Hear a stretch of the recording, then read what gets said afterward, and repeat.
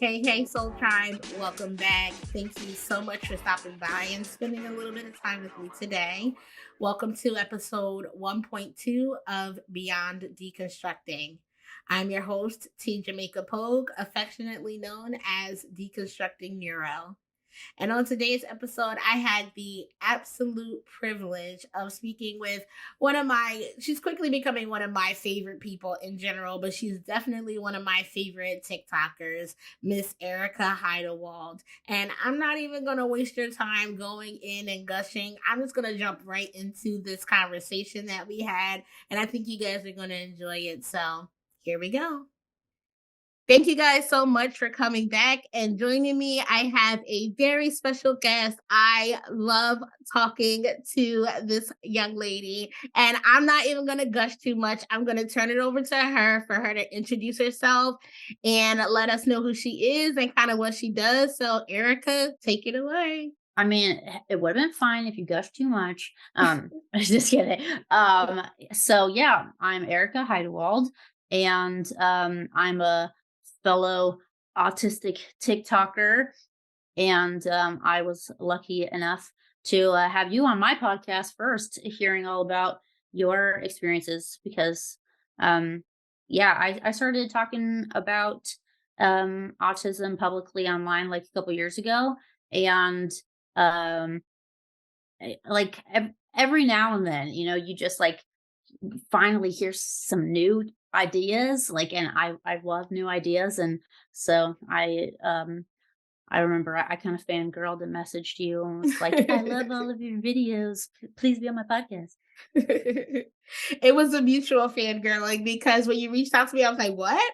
I love all of your videos too." Like it's I haven't been talking about it online quite as long, but it's been almost about a year now that I've been talking about it. And you were one of the first accounts that like came across my page, and I was just like, yes.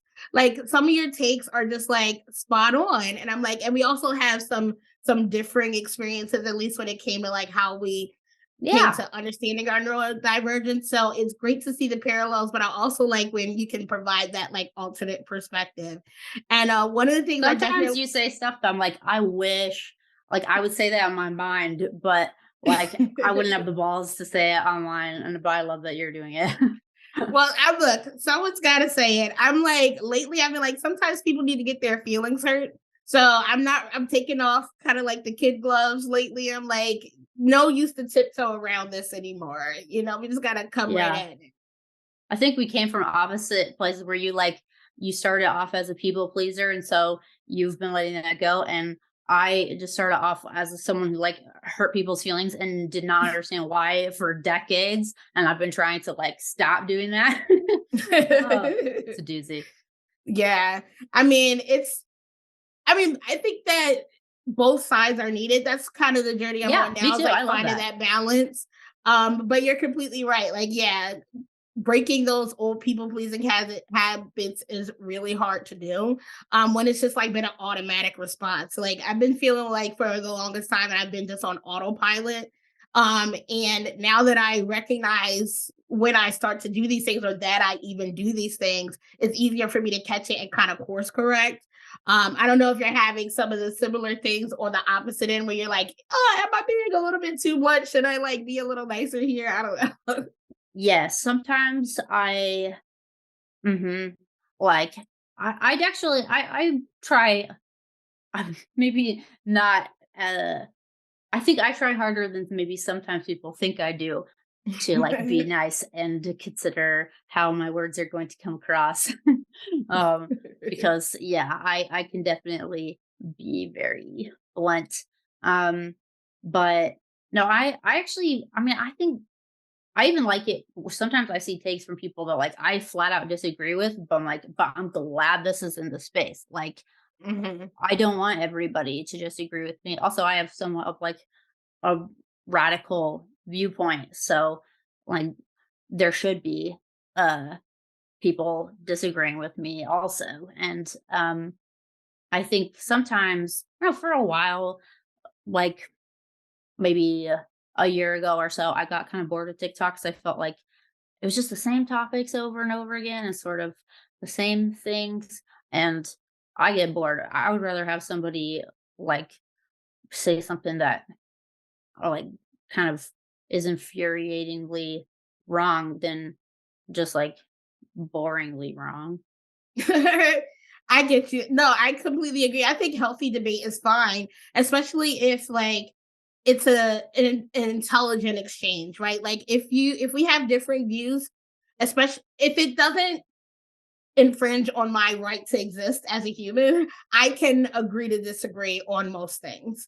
And That's the thing, so like with autistic people, it's like because I have seen some people who are just they're very much like autism must be seen as a medical issue mhm, because it has been so important in their life to get certain like accommodations and like medical assistance that they have needed.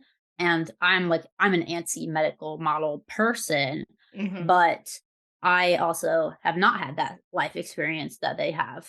So like I'm glad that there are people who are advocating as loudly for their autistic experience as I am for mine, you know? Absolutely. And I'm actually glad you brought that up. That's a great point because that's something that I started to explore when I was doing my capstone paper about like intersectionality and autism is the social model of disability versus the medical model of disability. And I wholeheartedly agree with you. I feel like there are definitely some disabilities or some illnesses that 100% require medical treatment. Like if you have heart failure, the society does not impact, or it may, with the lack of good healthcare, but that's another Yeah, story. no one's But like, I love my heart society, failure. I want to keep it, you know? exactly, you definitely need some medical attention for it. But many disabilities, both physical and mental, are as disabling as they are because of our society, and autism is most definitely one of them, especially when we consider how it's viewed. It's always viewed from an holistic lens. Like what most people understand about autism is from an holistic lens, and they view autism as a deficit. They view it as a very one-dimensional kind of the what I call the face of autism, the very stereotypical severely disabled Yeah. person who like can't take care of themselves. And there's just like not enough of a multifaceted or intersectional view of what autism really looks like, because if we had that, then it would be more clear of why it's more of a social Yeah, I disability mean, than it a only medical makes one. their description of autism as a disorder only makes sense from their perspective. It only makes sense in terms of comparing us to them. And they don't have proof that they are the standard besides just deciding it. So it's like if it only exists from your perspective, then it's just not an objective fact. It's not. Um uh, so like That's I I don't know. That's funny though, because you point that out, and the Oxford Dictionary defines neurotypical. Part of their definition of neurotypical includes that neurotypical people often assume that their view is either the only view or the only correct view. And that cracked me up the first time I saw that that was included in like the official definition of neurotypical. I was like, yeah, this Damn, explains whoever's a writing lot. the dictionary is like more in tune than whoever is writing the DSM. Like, Facts. but that's true. And it's funny because I actually just made a video about this the other day that then I didn't end up posting because I overthought it. But like neurotypical, because some people are like, neurotypical doesn't exist." Uh, of course it exists. Like as a neurotype, it exists just as much as we do. It's just, is it typical? I don't think we can necessarily say that, but it does say something fundamental about that neurotype, that it's the kind of neurotype that would name themselves neurotypical. Exactly. It's like, and that walks right into like why I decided to call like what I do deconstructing neurodivergence, is because it's clearly a construct. So we need to ask who built that construct, or whose like ideals is that construct based on. And then once we understand that, we can understand why everything that diverges from that is pathologized, like Yeah. instantly pathologized, and it's not seen for what it is, which is just a divergence in neurotype. It's not that it's wrong. It's not that it's bad. It doesn't need to be medicated or eradicated out. It needs to be understood and accommodated. But unfortunately, where we are with it, it's like unless you fit the stereotype, you're most likely going to have your diagnosis missed, or you're going to be misdiagnosed as something else. And then, even once you do, or if you do get an accurate diagnosis, there's no fucking resources out there, especially if you're an Yeah. adult. Like, there's nothing out there like for As an adult, us. like, there's, more chances that it will harm you than that it will help you. Like, Yeah. just the fact that, like, you will get discriminated against, even though you shouldn't, but you will. And, and it's just the fact that it can be used against you in custody cases and stuff like that. Like, things that you might not know, like, are gonna be important and part of your future, but, like, if you're not gonna get access to any kind of resources, but you might have material harm caused to you and your life, your loved ones because of it. Like, I just personally, I really try and dissuade people from getting a medical diagnosis purely for the reason of, like, validation, either from Hmm. others or just for themselves, because other people, the people who don't believe you still aren't going to believe you. And and the people who respect you already respect you. And also, like, we know how ridiculous and inaccurate and biased uh, these standards and these criteria and these tests are. So, like, Hmm. I I don't feel like we should be giving neurotypical people the power to validate us or not. They don't. They're not qualified. Girl, that's facts on facts on facts. Like, it's so crazy because, like, for me, you hit the nail on the head. I never wanted to get in a formal diagnosis, and I only started pursuing it because I was boxed into a corner and was told, like, basically, if I don't have an ADA form, there's literally no way that my job is going to accommodate me. So then I Yeah. was like, wow, like, so then I'm still fighting to try to stay there. So I'm like, okay, well, let me try to get this formal diagnosis. But at this point, I've actually decided not to do it because Oh, really? firstly, yeah, yeah, because firstly, I know that I'm autistic. I don't need that validation from, someone else. Secondly, there's no one that can see me for like another year that sees adults in my area and takes my insurance. Yeah. And then thirdly, the fact that I was honest and opened up to my employer just to have them turn around and like basically say, we don't give a fuck. If you don't have this, we're not doing anything for you. And if you don't do this, this isn't the job for you. Lets me know that they won't care once I had that, if I had that It's official not like diagnosis suddenly they're either gonna have way. great accommodations for you as soon as they have that paper. Like, no, they already Exactly. said, "We don't respect you and we don't care." Pretty much. And so I'm like, yeah, so let me save my time and my money and just work on what I'm working on now. Like I did get an official diagnosis for ADHD and for generalized anxiety disorder or whatever. So I'm working on that to help me out because I have had a lot of anxiety, but I know that that's Yeah. related to it's the social anxiety. I don't just have like general anxiety, even though that's what they call it, but I'm like, it's the social anxiety of having had to mask for so long. And then the trauma of realizing that I was masking and realizing all of these things about people. You've seen some of the things like the rants I've gone on before. Those were like me fresh out of Yeah, I'm work like, and like like. making. But like making these connections about neurotypicals, and I'm like, what the fuck? This is happening. I didn't realize this. I was sitting here for 5 years and didn't realize this, and it's just like it was rocking my world to the point that I just like kind of broke. I had to break to be able to like give myself the break that I need. Yeah, well, especially when you realize that there's this, like, game that's been going on around you all the time that people think you have been participating in. They've been doing it to you, where they have been trying to be above you and make you below them. And that, like, a lot of times when you thought you were just like, uh, being helpful to somebody because that's what people do.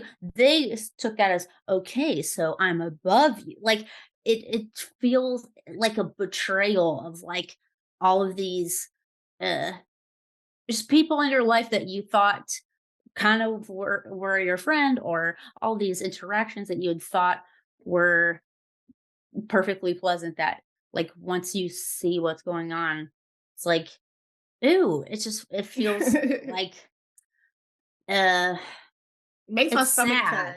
Yeah, It's it makes. sad. Yeah. It's incredibly sad. And it's sad on twofold because it's like a mourning. It's a self mourning. It's like, okay, I have to mourn the fact that these things weren't what I thought they were, mourn this like naivete and the loss of this, like these rose colored lenses. But then it's sad also once I connect the dots and realize what's going on the other side too. I'm like, this is very like empty. Like, Yeah. recently I was talking to my older sister, and like the way I put it is like neurotypicals, they follow roles, they follow scripts. Like everything is like presumed, and then like they don't challenge that. But then like when they encounter one of us who like goes off script, it makes them glitch. And they don't know what to Yeah. fucking do. And then they like dig into wherever they can like, anchor into their identity that's like predicated on this stupid social hierarchy. And then when you just continue to like treat them like a regular person because that's what they are, it's like, Yeah. how can we get this person to fall in line? Like, why aren't they doing this? I can't understand it. That And is I'm like, exactly why people have hated me of my whole life, is because I just won't do it how I'm supposed to do it. But it's like I can't. Even if I wanted to, I can't. yeah. But I I I realized that at one point that like I had spent my life accidentally gaslighting people into like thinking that other people did not have like negative intentions, like because I would give things the benefit of the doubt, like, oh, somebody uh like they read your text but they didn't write back. Well, they're probably busy. It doesn't Mhm. mean that they suddenly don't like you or are mad at you. And so this is the kind of advice that I'll give other people. And then when I realized actually I was wrong, and a lot of times they were mad and they were trying to send some message, and I thought things were chill when they were not chill. I was like, "Uh-oh, I'm giving a lot of bad advice." Mhm.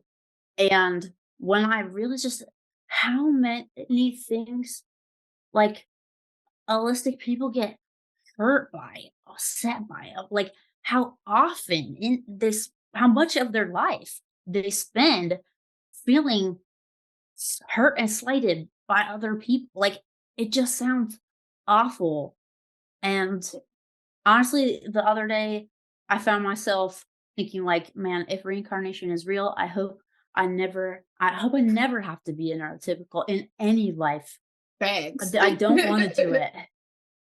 Yeah, I would never want to be either. Like when I think about it, I'm like, because I grew up feeling very like, why don't I fit in? Why don't I understand what's going on? Like Yeah. socially, like even though like in high school and stuff like that, like I was bullied for my weight or whatnot, but like I kind of was accepted because I excelled academically. I was like pretty talented. So like people after a while just kind of laid off me and stuff like that.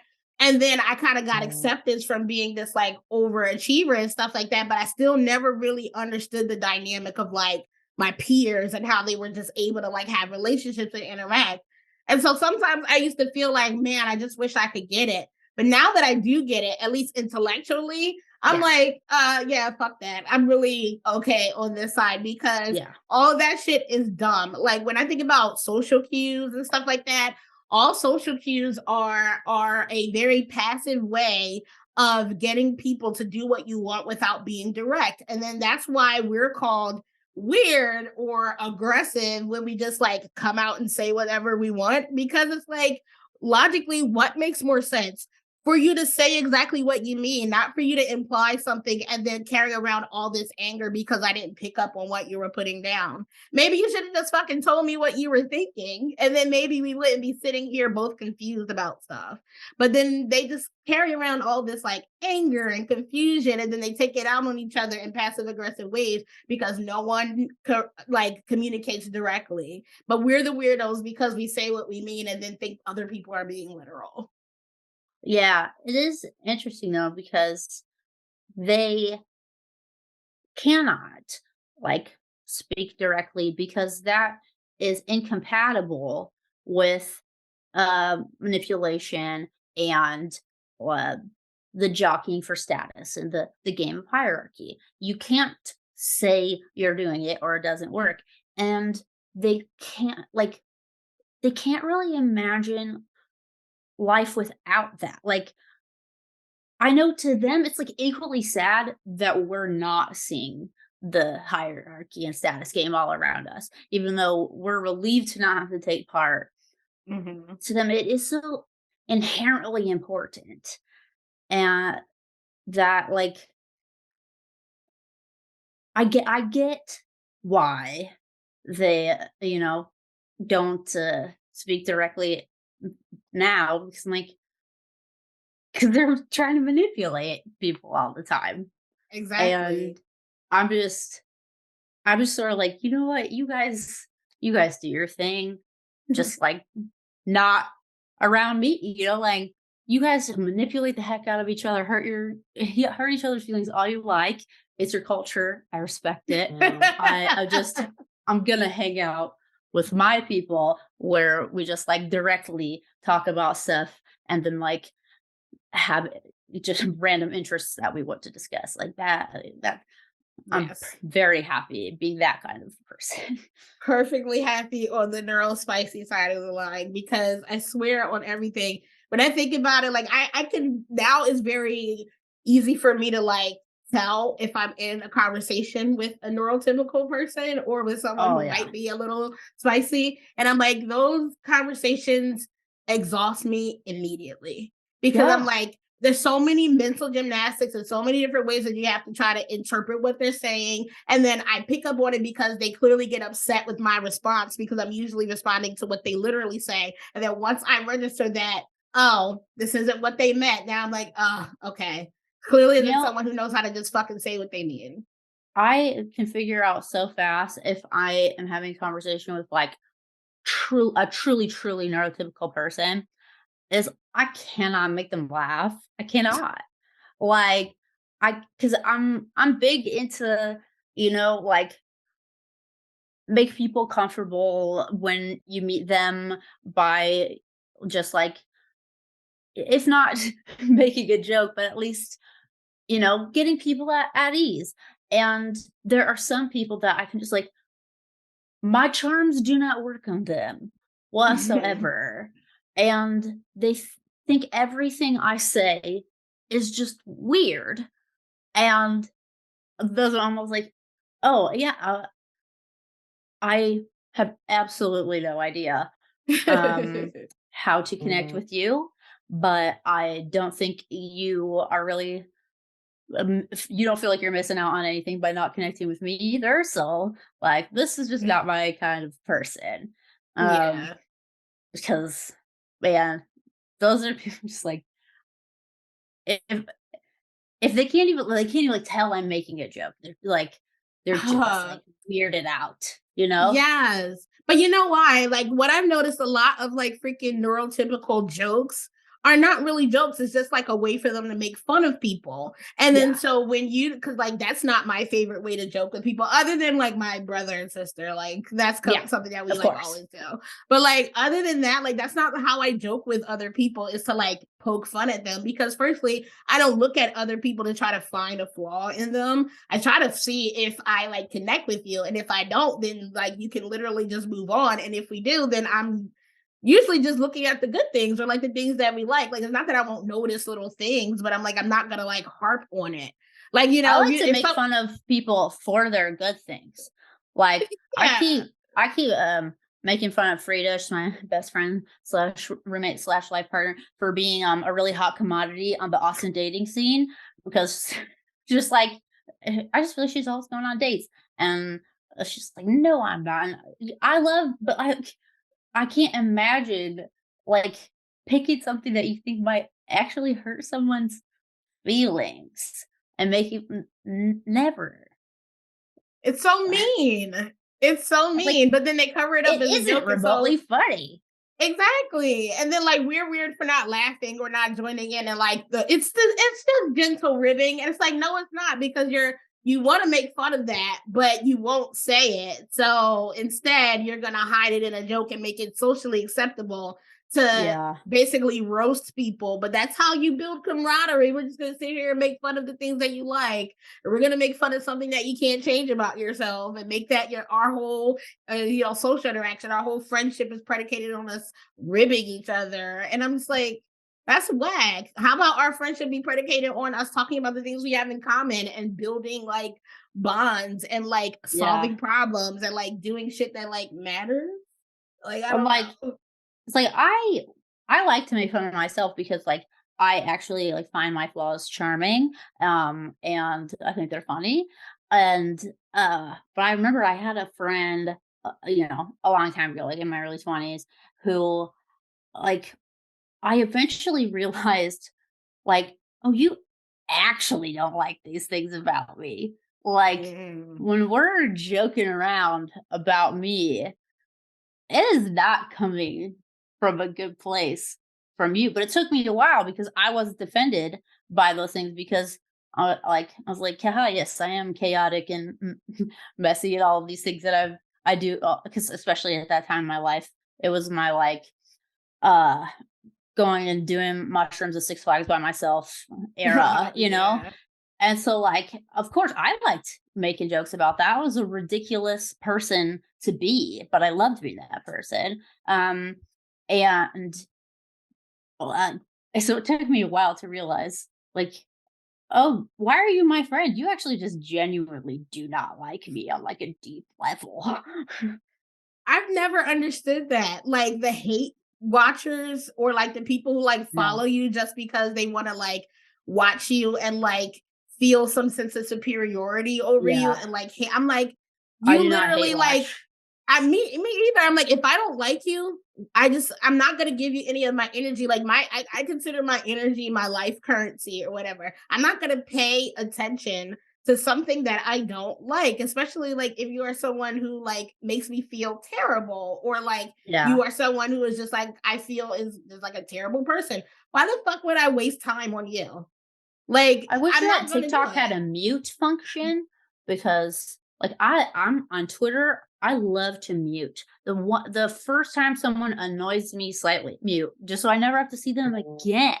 Yes. And because like blocking, like I'm not trying to it's like so much of a statement when sometimes like Girl, I've been blocking people lately. I don't care. well It's it's like because definitive. sometimes on TikTok, like I'll be shown people's videos and I'm just like I just don't like their videos, but there's nothing wrong with them. And especially when they're autistic people, like it would hurt their feelings if they ever like tried to see my account and saw that I blocked them. And I'm Yeah. not offended by anything they're saying or anything. It's just like the For You page is way overestimating how interested I am in their content, And I wish I They could do like, have that one option where it's like you can say not interested and then like show yeah, less of this user, but it doesn't it completely doesn't remove them seem from to yeah. work. 'Cause every now and then it'll be, like, a totally random person, and TikTok is like, "You wanna see all of their videos." The ones that they make where they're just, like, coming in halfway through on a complaint about what their day was like, and, like, I don't know any of these details, I don't want to know them. I'm, like, I like a mute. A mute is a mute is perfect because it doesn't hurt people's feelings when you don't want it to, but I also like it better than a block, especially like on Twitter when um people are really trying to get to you. You Mhm. mute them and then they don't know why you won't ever respond to them. And so it's actually like it hurts their feelings more. 'Cause they're like it drives them nuts. Why can't why Like don't I you know ever I'm leaving a respond? comment, but why Like, the "I've fuck been is this bullying shit you getting for back to me? years. Why don't you reply?" I'm like, "Because I haven't seen anything since the one tweet that you sent me 2 years ago," you know? That's hilarious. I don't, I, you know, I'm not on Twitter as much. I do not have a Twitter presence. TikTok is like the only platform that I have a decent like Yeah, As Twitter's it's a like, cesspool. Oh, yeah. you made the right choices. Look, lately with what I've been hearing and seeing with everything going on, I'm like, I kind of maybe escaped the Yeah. fuckery. Like, what's going on over there? Yeah, I made the wrong choice of, like, where to spend a decade of my life. Um, But I don't know. I maybe because I talk too much, Twitter just was never the platform for me. I never could get into the multiple tweet thing. And then TikTok came along and I'm like, oh, I can just sit here and stream of consciousness. Cool. And then now YouTube, I'm like, oh, I can stream of consciousness even more. Yes, this is definitely for mm, me. But well, speaking of TikTok, like that can be a it's a good thing and a bad thing. Like I'll start with the bad. It's alright. frustrating because it's so hard, firstly, being like anyone that talks about autism automatically is going to get their shit suppressed, automatically not Yeah. really going to get the kind of like, but then you add on the fact that I am Black, like, the intersectionality there. It's like, okay, I'm putting a lot of effort or I'm thinking about a lot of these things just for it to get like 300 views. And then it's hard to translate the audience that I built on TikTok over to YouTube now when like my newer videos aren't getting pushed out like my older videos did. And it's like, it really, really sucks. And But TikTok purposefully, like, does not show people anything that might be taking them off of the platform. It's really annoying. exactly, there's so much censoring. Like you have to learn a new language. You can't say Instagram, you got to say the photo place, or you can't say Yeah. YouTube, you got to say, oh, the YT or the place with the long video. TikTok is Like, like, we want you to spend all of your time creating content for our app, but we do not want you to make any money ever. Like, ever, ever. Oh my God. Speaking of that, like this is why when I go live, like I haven't gone live as much recently because I kind of don't want people to give me gifts. I do not want people to spend their money on the TikTok live gifts because that is a waste of money. I've been live does it give before you for like an money hour, though? cents, literally pennies. Like, How so much do they like, pay? so I was about to say, so Oh, say sorry. you spend like, it's okay. Say if you spend like $10 to get like 600 coins or something like that, then you send like something that's worth 600 coins to the creator, they're only gonna make like 15 cents off of that. But you just spent $10 on 600 coins. So TikTok is making literally like $9.85 while I Like, make 15 just cents. When I cash would at rather, me. thank you, just cash at me, Venmo me, become a patron, something like that. Yeah. Like, don't spend your money on TikTok, but like, you can't say that on TikTok because Yeah. if you do, that video is not going to get any views. If anything, it might get taken down or flagged for something. So it's like, oh, you want to go live, you want to build your audience. That used to be a way to be able to build your audience. Now going live doesn't really do much anymore unless you're getting It a bunch of doesn't. likes. No, unless you're getting a bunch of likes while you're going live It too. always makes me, like, panicky, and so I've only done it a few times. People have always told me, like, "It would be good for you," and because also I have not ever figured out how to, like, make money off of all of this work I put in, and people like, "You should go live," but, like, it stressed me out so much, but if I don't need to feel bad about not doing it anymore, I guess that's good. Don't, because like it does not pay much unless you have literally like thousands like those people who do ASMR. I think they make money because they literally have like thousands of people watching them for hours, Yeah. giving them these gifts. But even still, like people, I don't think they would realize they would be supporting their favorite content creators more if they just sent them money through Cash App, Venmo them, like became a patron if they have a Patreon, because that money, like Patreon, is it actually gives you a pretty good cut. They don't take very much. So depending on when people like what tiers you set It's pretty up, good. yeah, it's pretty decent. So I'm like, okay, I would rather do that. So that's I guess me complaining about the negative. But I want to actually focus on the positive because firstly, this is how we met. Like we wouldn't know each other, we wouldn't know each other's story, Yes, I how don't could think, any app be without bad TikTok. when it brought us together? I can take it for some things. It's pretty good. But no, like going back to what we were saying earlier, it's nothing out there for us. It's nothing out there for adults. It's nothing out there from an autistic point of view, like in an official capacity. So without platforms like TikTok, because even Twitter, now that I'm like trying to get more into Twitter because of my TikTok, like there's still not as much of a like connectedness, I feel, when it comes to like the autistic or the actually autistic community. outside of TikTok. And so, as much as I like to bitch and complain about things that are changing and how they are doing X, Y, and Z, I have to think this community that I've been able to find and be able to make connections through it, because it has helped so much in like not feeling alone, having a Yeah. lot of my experiences validated, and then learning more about like other people's perspectives from like people who have either been formally diagnosed or are self-diagnosed like me, having different ways of us understanding how we came to the same conclusion of who we are. It's kind of been life changing. I mean, for me, TikTok is the thing that made me stop hating that I was autistic and start feeling good about it. Because I figured out that I was autistic before I knew that there was any kind of like autistic content like this at all. I never seen any of it. And so when I figured it out, I was bummed. Like I I remember like crying my eyes out and being like, I wish the answer had just been that I was weird. Like I wish that at the end of all of this reflection, it turned out I was just a little weird, but no, no. Um and so I had reached a point where it's like I know I am autistic. I know it. I know that it would be incompatible with my morals to deny it, because that means that I'm saying that there is something wrong with all of these people and that I don't want to be one of them when I know I am one of Mhm. them. So like I knew then like I am going to start saying that I am autistic. Um I'm not going to run away from that anymore because I am that. But I was still bummed about it. And then Frida sent me a TikTok from an autistic creator, and it was the first time I had ever seen somebody just talking, was even just mentioning that they were autistic without a shred of like shame. Like Mhm. it was nothing negative. It was just like, I am autistic. And then they were just sharing some like kind of random thoughts that they had that were just, they were like thoughts that I'd had, things I'd said that I'd never heard from anybody else. And I just saw myself in this person and I liked them. Mhm. And that's when I realized like all the things that I like most about myself are also because I'm autistic.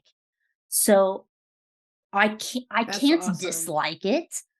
And I literally in that moment it went from being a bad thing to being a good thing.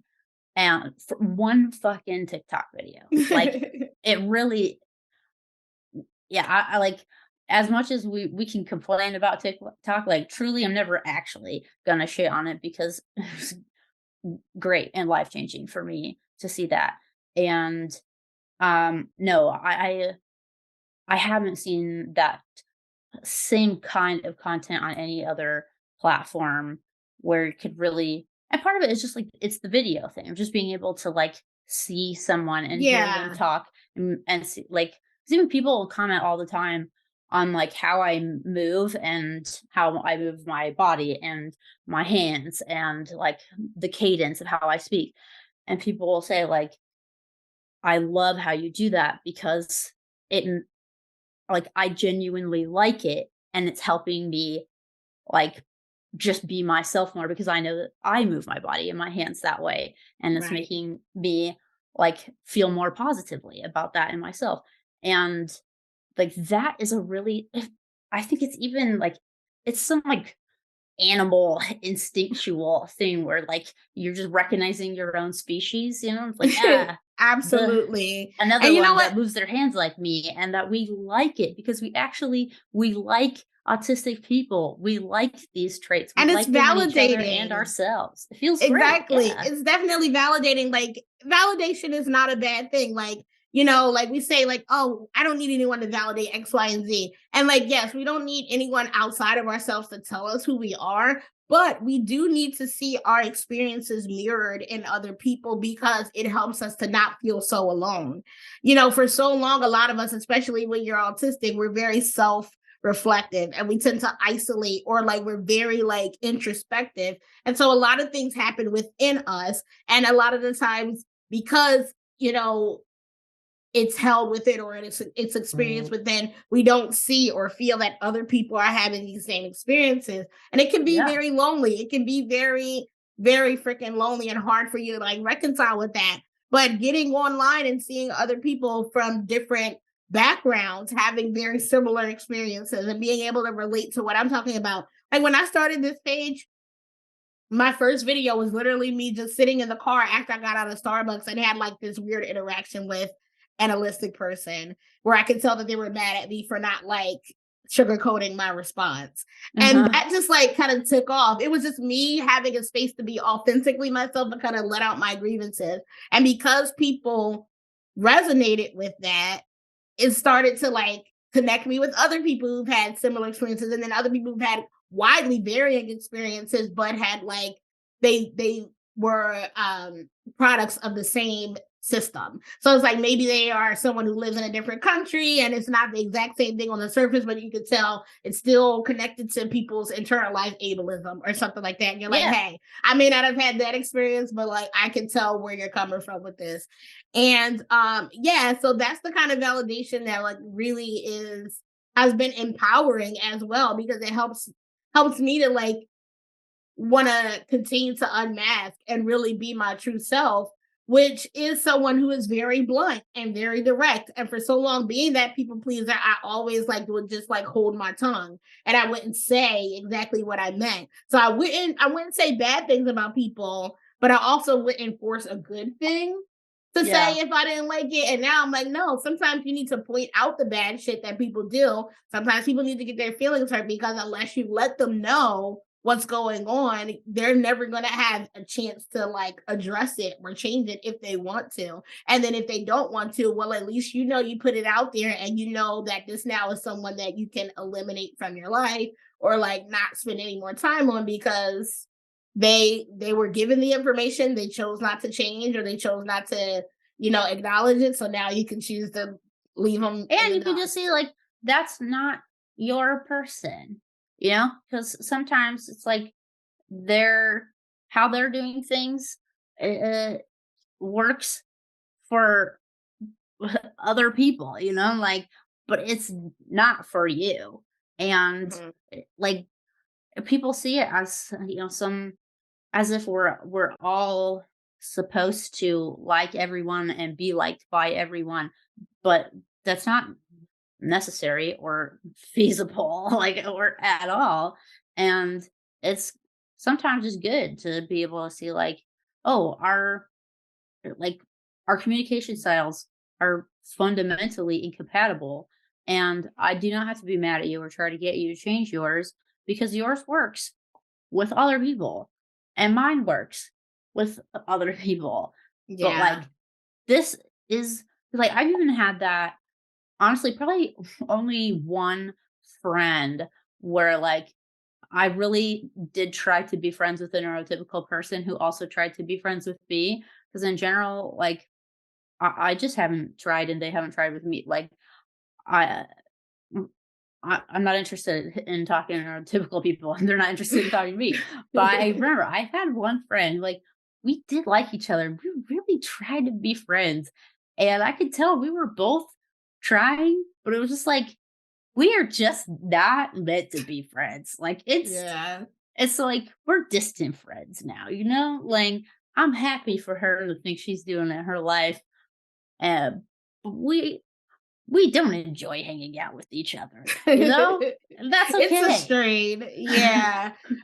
I feel that way about at least I don't know, it's so weird because I'm still single, but part of me like kind of I'm like on the fence of whether I want to date or not. So I've been like going back and forth. And I'm like when I think about when I try to date especially a neurotypical guy, and I'm like, why did I even do that to myself? Because we literally continuously had miscommunications. He like got offended all the fucking time, and all I was doing was asking questions. But I'm like, but there was like, it was kind of like we had this connection, and so we both kept trying for a while, but we both kept getting frustrated with each other too, and like Yeah. taking turns ghosting each other. And I was like, at some point, I'm just like, this is this is not cool. I can't do this anymore. Like we can't even be friends, much less anything more because we don't speak the same language. We just Yeah. don't. Yeah. And like the problem is that in our society, we say that, well, that means one person is wrong and another is right. And, you know, you should learn to speak like, if one person speaks French and another person speaks German, yeah, you're not going to be able to understand each other, but that doesn't make French wrong or German wrong. But it also, the more you talk at each other, it's not going to help. Like, Not at they're not all. related. You're just gonna get more frustrated because you want to understand the person, but the more you talk, the more you fucking make it not make sense. That's a Yeah. perfect analogy. Yeah, that's exactly how it felt. And so that's what makes it a little bit difficult because being openly neurodivergent or whatever, it also makes you an easy target for unscrupulous, manipulative people. Like I recently went through that, like the last guy that I went out with, at first I thought we were really clicking, but I'm thankful that I've learned so much about neurotypical communication and like different things and also like narcissism and things like that, that I was able to see the red flags before we got too deep into anything. Yeah. But it still was very annoying because I'm like, oh, it's been so long since I like actively put myself out there, partly because of COVID, partly because of trying to reconcile with who the fuck I am nowadays. And then like Both my good first reasons. yeah, exactly. But then it's like my first real foray back into it, and I get like hoodwinked by a narcissist. And I'm just like, I thought I grew past this, but like, I would be bummed too. yeah, I was super bummed. I was kicking Yeah. myself for a little bit. I'm like, Tiara, you know better. But it was like also because I'm now openly neurodivergent, it's like, oh, well, now this is something that I can look a little bit into and kind of like manipulate this person and pretend that I'm, this way because they value that. And I'm like, okay, so I'm thinking we have all this direct communication and he's being open and he's doing all this. And then I'm like, okay, then other things happen that I'm not really going to get into, but I'm like, oh, this feels a lot like love bombing.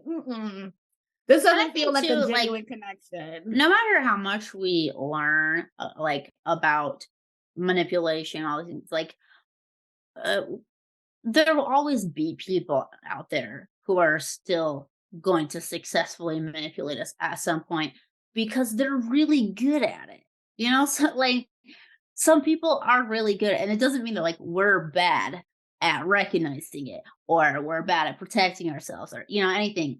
It's just like some people are amazing at being manipulative.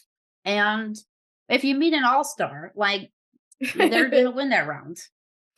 Yeah. But like you figured it out.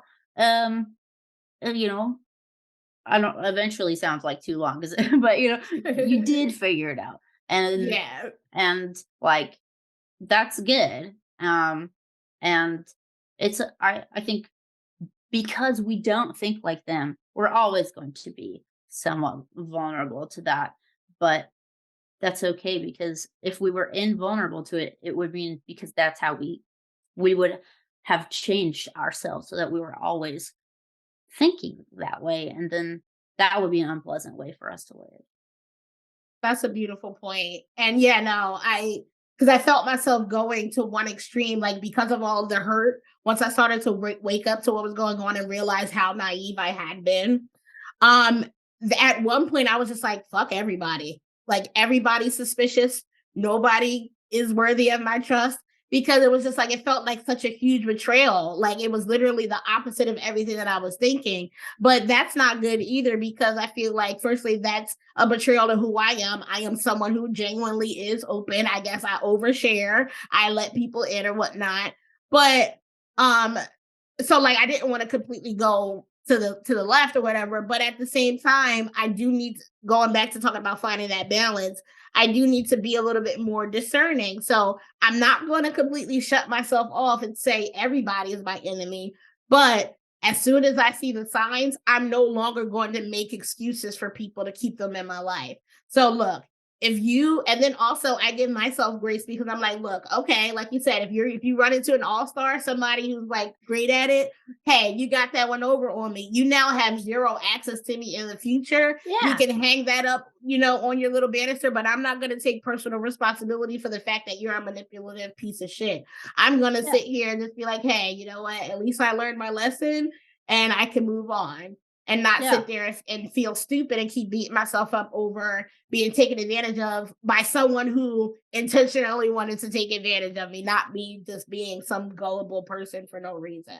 I used to struggle with that, like feeling like, oh, damn, I'm so gullible. Why did I feel this way? Da, da, da, da. But like, there's nothing wrong with being an open, honest person and hoping that other people are the same. What's wrong is someone who wants to go out and take advantage of people. Yeah. That's the thing is like, even though like intellectually and logically, I know at this point how much neurotypical people lie. I still um just don't I'm just still not aware of a lot of it, and not like uh I just like I'm so surprised by it sometimes. I'll be like, why am I surprised? You know? But it's because I like forget to think about it. I forget to be like, is this person lying to me right now? And like, God, I don't want to constantly wonder if everyone's lying to me. Like, I would rather just, congratulations, you successfully lied to me. Okay. Like Right. sometimes you can get away with that. And I would rather not have to like constantly be on edge that way. But of course, yeah, there's also um I think I have pretty like healthy boundaries as far as like how much really like what are the potential consequences of somebody lying to me. Like I won't put my life into another person's hands, or Yeah. I won't I won't trust people with things that like could really cause harm to me or others. But if it's just like I'm going to feel stupid because I was open and honest with you and genuine and you weren't being that with me, well, okay, like my heart is strong enough to handle that. Yeah. Well put, girly. Woo! Thanks. Absolutely. Oh my goodness. Okay, so I don't think I asked you any like direct questions. Part of this was supposed to be an interview. I think this was like a 50-minute intro, you guys. I did think of it at one point where like I might have just like started talking and just talking was like right out the gate. Like I don't think I even gave you a chance to like say if there was a topic we were supposed to be discussing. And you know what? That's okay. I think that's the ADHD side of us, just like being like peeing, hey, look, a squirrel. And that's totally fine. I only thing Just that I was gonna setting this up, I think you have really gotten to see the ADHD in me. 'Cause I'm like, what? When is our interview? We're doing what? I agreed to, huh? This is like, yeah. and I don't take offense because I totally understand it. The only thing that I kind of wanted to ask, and we could kind of like, I guess, close out on it, is All right. because you're self-diagnosed as well, right? Yes. So, what I wanted to know is a little bit more about your journey and your views. And we kind of did touch on your views on self-diagnosis, but because I am such an advocate for self-diagnosis and because I am such an advocate for autistic people being the representatives of autism and not holistic people, I Yeah. really want to learn more about your journey to discovering your neurodivergence and yeah, this we'll start there. Okay. So, I mean, I knew a lot about myself already because I had always been analyzing myself and others. So like, there are a whole bunch of ways in which I knew that I was different from other people. And so like I didn't ever have to go through the thing of like unmasking around my friends or something because like I have always been making friends by sort of like telling people what I'm like so that they will kind of know, is this the sort of friendship you want? Here's the kind of person I am. So I knew a lot about the kind of person I am, but I had no idea that like that was a thing that had a name that, and I certainly didn't know that it was autistic. Um, and then really how I figured it out is pretty strange. I just I was really interested in like um part of it was just like watching how people talked to each other on Twitter, and that their responses, how they replied to each other, didn't make sense to me. It was like, that's not a response. Like the last thing that person said. And I think I just like quietly just accumulated a lot of data points for a long time, Mhm. um, until I could like see the pattern and see the f- the way people were thinking that was making them respond to each other differently than what made sense to me. And that's when I realized there is a fundamentally different way of thinking than Mhm. how I think, and it is the normal way. And so what am I then? Because I yeah, I did not know until then that like the way just my brain processes thoughts, and that like, because it seems logical to me. But Mhm. uh when I finally just I was like finally like realizing that everyone else is finally being able to hear the language they're actually speaking. I mean, like, oh my God, they are speaking a different language. I could just, I finally, like the pattern, I had enough data points, it clicked, I could see it. And so I started testing it by telling people, here's how I think your brain works. And I would say it to them, and they would be like, "Yeah." They wouldn't be impressed at all because they think this is normal. How And I'm like, "You don't understand. I didn't know this existed my whole life until I figured that out." But to them, they're like, "Yeah, of course this is how my brain works. This is how everyone's brain works." Like, not mine. And so the kind of obvious alternative was like, "Am I autistic then?" But that didn't make sense because it didn't uh fit with the stereotypes, and the like Mhm. the biased perception that unfortunately I also shared. um and so I started reading more, and then I just realized that like the diagnostic criteria, the way it was described in the medical model, it didn't make sense. Like this this fundamentally does not make sense.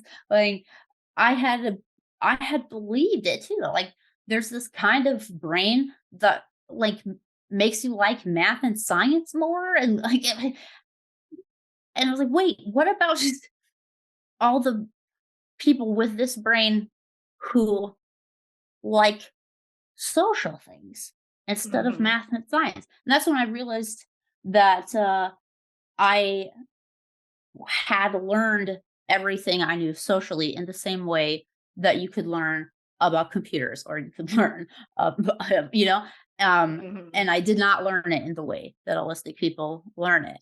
Um, and so, yeah, of course, I took the tests and stuff, and but it it was really as soon as I just started like asking people questions about their brains, and really just kind of testing it, like telling people, here's how I think your brain works.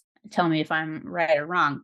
That made it clear pretty quickly that, like, yeah, there was the typical way of thinking and an autistic way of thinking, and I had the autistic way of thinking.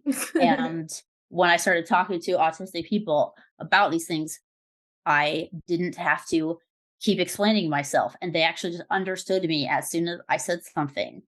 And like, to me, it's silly to even think that you got to go beyond that. You've never had people understand you your whole life. And then you start talking to autistic people, you understand them effortlessly. They understand you effortlessly. I'm sorry, that's your diagnosis. Ching. Like you Period. don't, you don't need more than that. Like we recognize each other. We know each other. And so yeah, I mean, I went off and did all my research from there. Um, and then, well, I kind of needed to explain the things that didn't fit. And so one of the things been like, okay, these like non-speaking autistic kids, how am I the same? And then I started doing research and reading things that non-speaking people had written. And I realized they absolutely have the same kind of brain as me. Yeah. Uh, just they have motor issues and stuff that make them not talk. But like they, we are the same. And that really, especially when I realized like they're this society dehumanizes autistic people who cannot speak or who um, are more obviously stereotypically autistic, and Hmm. they are the same as me, and that I was being seen as more of a person for no reason. Like it was just so morally wrong to me than to align myself with the neurotypical like majority the way I had always tried to, Yeah. when that meant abandoning these people that I knew. No, these are my people. They are like me, and I am like them. And um and that's also when I realized the medical model is it's so inaccurate and So flawed, flawed. Yeah. and I do not respect uh, the professionals in that field enough to think that they have any right to diagnose me or tell me about my brain. I figured out more about autism in like 2 days of researching it than some of the researchers have been doing it for decades. I because it's how my brain works and it's not how theirs works. And so that's when I also decided like I will never uh get a medical diagnosis because I do not believe that they deserve that power over me. Hmm. Um and that's when I also realized to like there this is not a disorder. There's nothing wrong with me. And so this isn't something to be diagnosed. And so I tend to call it I am self-identified. Um, Hmm. I like because that. like it is an identity the same way that like I'm queer. Nobody can diagnose me as queer. I did that, you know?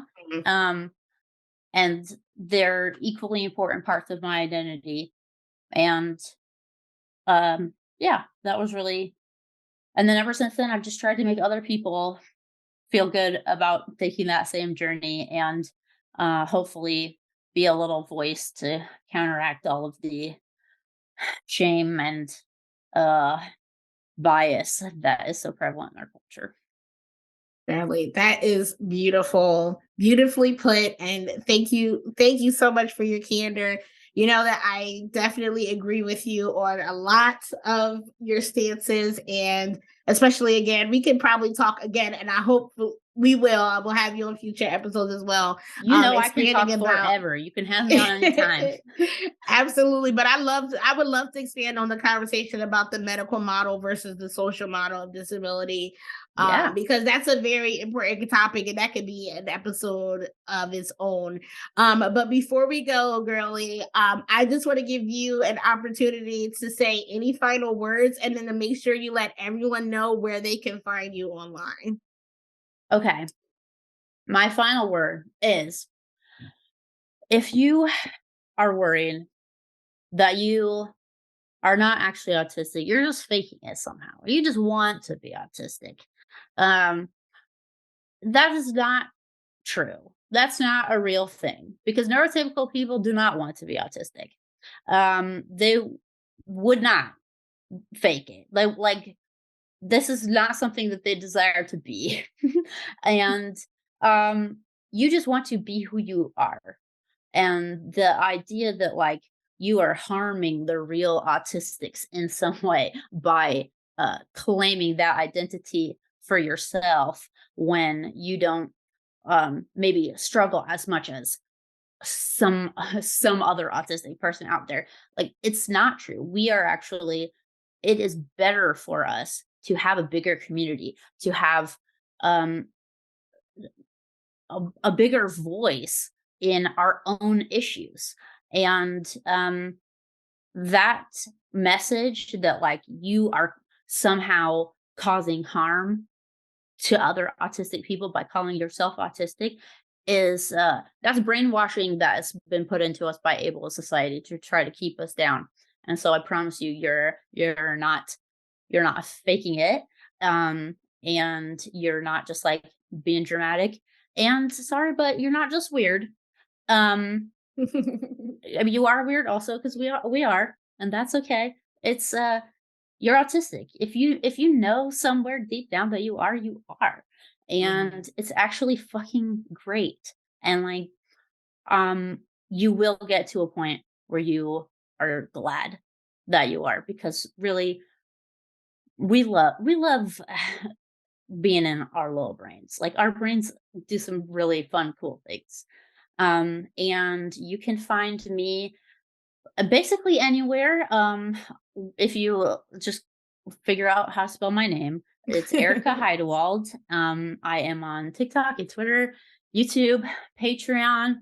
I even have an OnlyFans, if you're into that kind of thing. Or you just cash at me $5 if you want it. Most autistic people are tragically or underemployed, and I'm one of them. So thank you for having me on your podcast. This is a blast. Absolutely, Erica. I love talking to you. I appreciate your time. Thank you so much for spending some time with me today. And to you guys, thank you so much for stopping by and spending some time with us today. I hope you enjoyed. So, once again, I want to thank you guys so much for stopping by and spending a little bit of time with me today. If you are already, make sure you are following me at deconstructing.neuro on TikTok and on Instagram. On Twitter, you can find me at decon_neuro. Make sure you also become a part of the Soul Tribe on Patreon, where I will be hosting Patreon polls and different giveaways. Also, want to be giving you guys a little bit more content over there as well. And that's also the best way that you can support me on a more consistent basis. But I appreciate all the love and the support. I will catch you guys here next time. Have a good one.